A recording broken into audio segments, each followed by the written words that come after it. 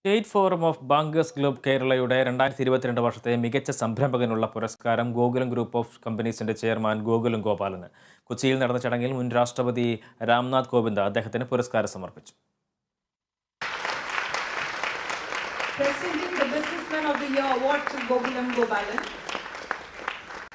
SFBCKയുടെ 14ാമത് അവാർഡാണ് ഗോകുലം ഗോപാലന് സമ്മാനിച്ചത്.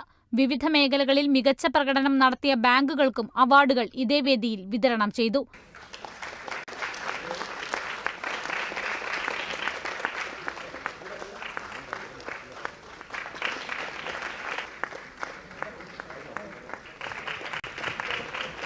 കഴിഞ്ഞ 10 വർഷത്തിനിടെ ബാങ്കിംഗ് മേഖല വലിയ നേട്ടങ്ങൾ കൈവരിച്ചു എന്ന് മുൻ രാഷ്ട്രപതി രാംനാഥ് കോവിന്ദ് പറഞ്ഞു.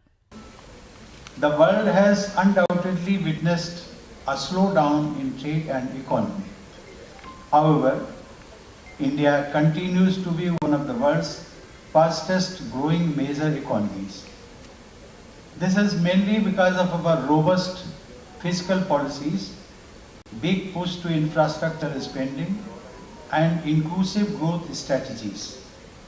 The near future, therefore, looks prone to an economic and geopolitical realignment where India is poised to play a substantial role.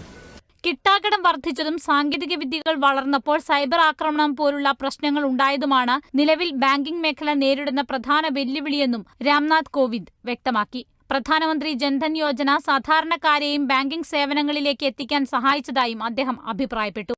Lulu group chairman MA Yusuf Ali ചടങ്ങിൽ പങ്കെടുത്തു. Kerala vision news, Kochi.